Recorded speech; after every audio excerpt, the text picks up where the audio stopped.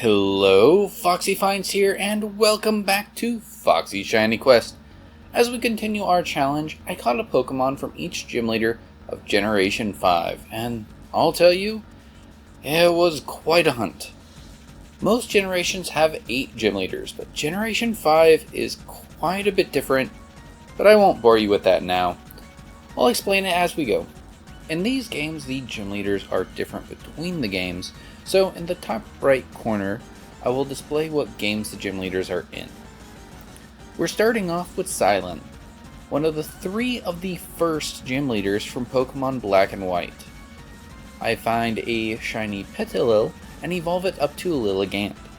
Yes, I know, Silent uses the Unova Lilligant and I evolved into the Hisuian. That's totally fine for this challenge. I chose this form because I don't like that the other form has 1 leg and 4 feet. Lilligant was originally a version exclusive Pokemon only catchable in White and White 2 versions, but you could trade for one in Black and Black 2 within the games themselves. Next up is Chili. The gym leader that you fight here is chosen based off of your starter. Whatever type is strongest against you is what you have to fight. This is a way of teaching new players about type effectiveness. For Chili's Pokemon, I caught an Arcanine. That's right, we didn't get a Growlithe and evolve it up, we caught a wild Arcanine, plus it's also the Hisuian form. Despite not being a legendary Pokemon, a lot of things seem to indicate that this Pokemon originally was intended to be one. First of all, its Pokemon category is literally the legendary Pokemon. Second, when Ash saw a Ho-Oh and mistook it for an Articuno for some reason, we see that in the relief that has the legendary bird trio, we can also see Arcanine. And third, some of the Pokédex entries say that this Pokemon is considered a legendary Pokemon in China. In early games they mention quite a few real-life locations.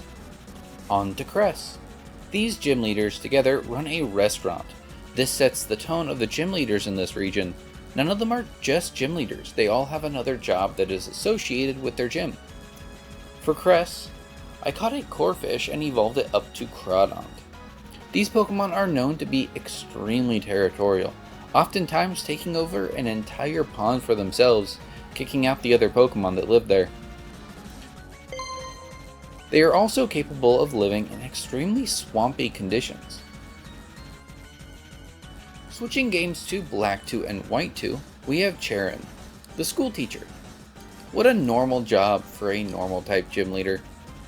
In Black 2 and White 2, your starting town as well as some of the gyms are completely different from the original Black and White games. So we are still on the first gym leader. I caught a Cinccino for Charon's team, and it was a little tough to spot, but I was able to notice the color difference. This Pokemon is essentially an exaggerated version of its pre-evolved form. It's obsessed with cleaning.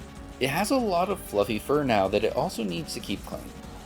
Back to Black and White, but keeping the same type, Lenora. She runs a museum and has some fairly valuable items on display. For her Pokemon, I found a Clefairy and evolved it up to Clefable. These Pokemon are extremely rare. They are rumored to come from the moon and are essentially aliens. In Pokemon Sun and Moon, Ultra Sun, and Ultra Moon, we see that one of these is used by Lusamine, and the one that she uses has a unique design for one of the fights, where its expression is changed to be angry or dark. Or, I don't know, maybe more smug and sleepy. But this is the only time that we see a Clefable with this particular design. Roxy is the bass player of her band, which, honestly, bands have a lot of type options depending on genre. In this case, we are looking at Poison type. For her Pokemon, we caught a Koffing. This was the first Pokemon to be shown under the ownership of James. Koffing had a fairly iconic mistake in its red and blue sprites, where the bone pattern is shown on its body above its face. Note that its previous sprite from the red and green games was correct. Not sure how this one made it past quality control. And onto the gym leader that is the first to be the same in all sets of games, Berg. He's an artist that uses Pokemon battles to help inspire his works. I had a community day event assist me here as I caught a Seawaddle, evolved it up to Swaddaloon, and finally evolved it into Leavanny. These Pokemon will sew leaves together to make clothing. Very fitting choice for Berg, if you ask me. Moving on to Elisa, the runway model. She also assists in the year-long fairgrounds that they have in this city. Her gym in Black and White was a roller coaster. In Black 2 and White 2, it was more focused on her being a runway model. I caught a Blitzel and evolved it up to Zebstrika. Zebstrika was the first zebra Pokemon, and the electric type is very fitting with the stripe aesthetic. When I fought Elisa in Pokemon White, her team had a lot of flying type Pokemon and kept switching out, so Zebstrika felt like a breath of fresh air. Once again, I do wish that this shiny stuck out a little bit more. They could have done so much with the color.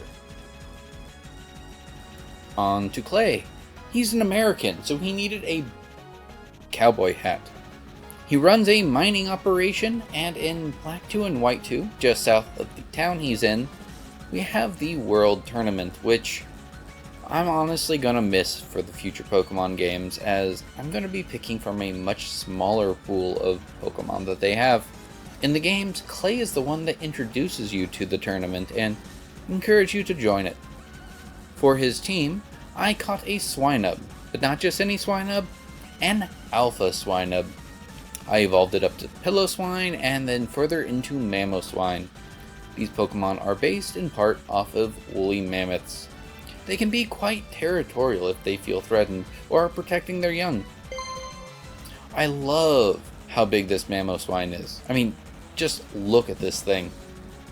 Skyla. Honestly, could the flying type gym leader be anything but a pilot? She's always been a big fan favorite and also a favorite of big fans. For her Pokemon, I caught a Woobat and evolved it up to a Swoobat. In Black and White, they really emphasized that this region was self-contained from an ecological standpoint, and this Pokemon took the spot of the other bat Pokemon that was in every previous game. Swoobat used their nose to produce sounds that works for their echolocation. Also, it retains the heart shape that its nose has from its previous form. And back to having different trainers for different versions, Bryson. He was a movie star, and in Black 2 and White 2, he had retired from being a gym leader to focus on his movie career. As you can see, I was wanting to hunt one of his Pokemon when a Cubchoo showed up instead. I evolved it up to a Beartic, and as with most bears in these games, you really should give these some space. They are very protective of their Cubchoo, and they will use their freezing breath and sharp claws to take control over any battle. Drayden. This one's an interesting case. He's a gym leader in 3 of the 4 games, and he's the 8th gym leader in Black and White, but only the 7th in Black 2 and White 2.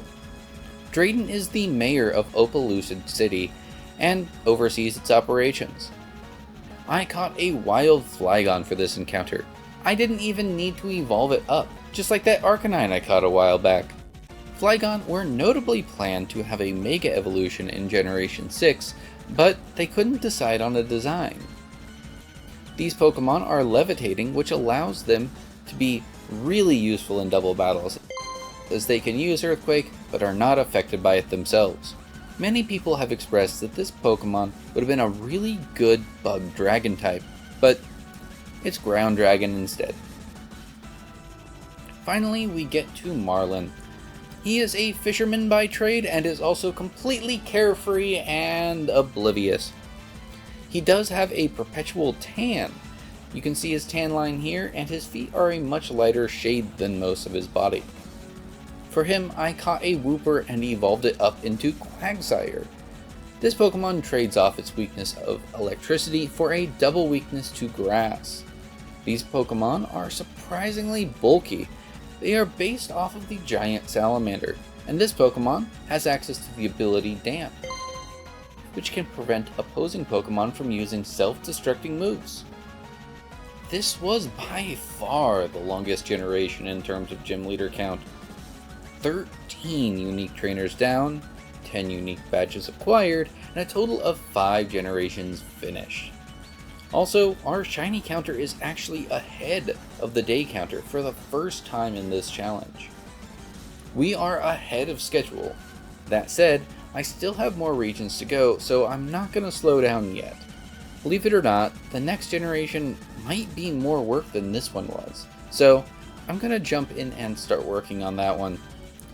For now, have a wonderful week, and as always, happy hunting.